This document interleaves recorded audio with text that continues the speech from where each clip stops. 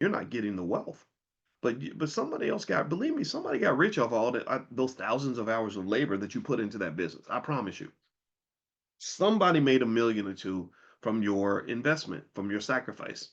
So a lot of investing and getting rich is understanding the whole ecosystem and saying, if I'm putting this out into the universe, how do I make sure I get my piece? How do I make sure I position it such that strategically, consciously, though there's that word, financial consciousness, consciously, I'm structuring a process where some of that's going to come back to me instead of all of that going to somebody else. So don't tell me that you ain't got the ability to invest for 20 or 30 years because you've already done it. In fact, it's harder to get up and go to work every day than it is to consistently put money in your stock portfolio. Am I lying? I mean, I put money in my stock port. Let me show you. If I do a day of work, it takes like 8 or 9 hours. Let me show you. I'm gonna go in here. I'm looking at my portfolio. Let me see. I'm gonna tell you what it. Okay, yeah, here we go. Tesla stock is down a little bit. I'm a big long-term investor in Tesla, so I'm about to buy me some shares of Tesla real quick. Hold on. Okay, done. I did it. It's over. Now I own more Tesla than I did 5 minutes ago. I'm a business owner now. I own you, Elon.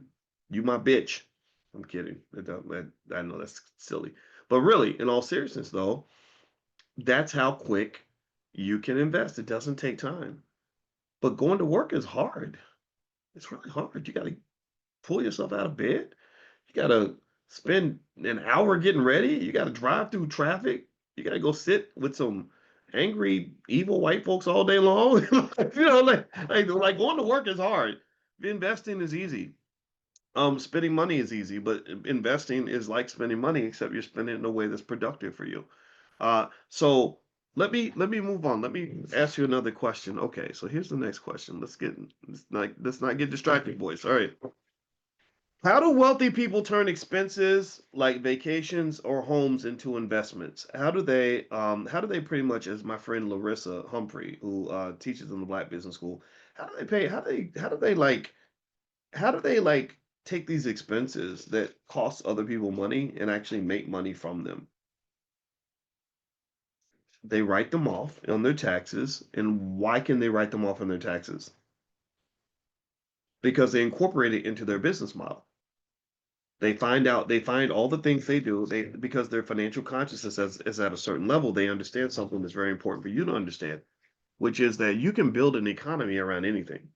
You can build businesses around anything. So if I have a daughter that lives in North Dakota and I want to find reasons to go visit my daughter in North Dakota, I can find some way to structure my business so that I have a reason to go to North Dakota. I can do that. I can start a business with my daughter, whatever it is, right? And so that's what they do. They just write off freaking everything, to the point where what you define as an expense, they are able to acquire it. Number one, they acquire it at a discount because it's a write off, and it becomes something that just ultimately reduces their tax bill. And so it costs them less. And then at the end of the year, when taxes are paid, taxes in America are not paid by the wealthy. Taxes in America are paid by working people. That's why they minimize the number of things you can write off as a working person, but people who have LLCs can write off just so much. And now of course, you always want to know the difference between tax avoidance and tax evasion. Tax avoidance is logical. Tax evasion is illegal, right? And you want to avoid that. But for the most part, so you don't abuse the system. I don't believe in abusing the system, but at the same time, you should use the system to your benefit. Third question I'm gonna ask you is, why do wealthy people borrow money even when they have the cash to purchase something? Why would they borrow instead of just using their money to buy it? I mean, you got the money. Why wouldn't you buy it? People like Elon Musk or Donald Trump or some of the other wealthy people out here, they don't ever spend their own money for anything. They borrow.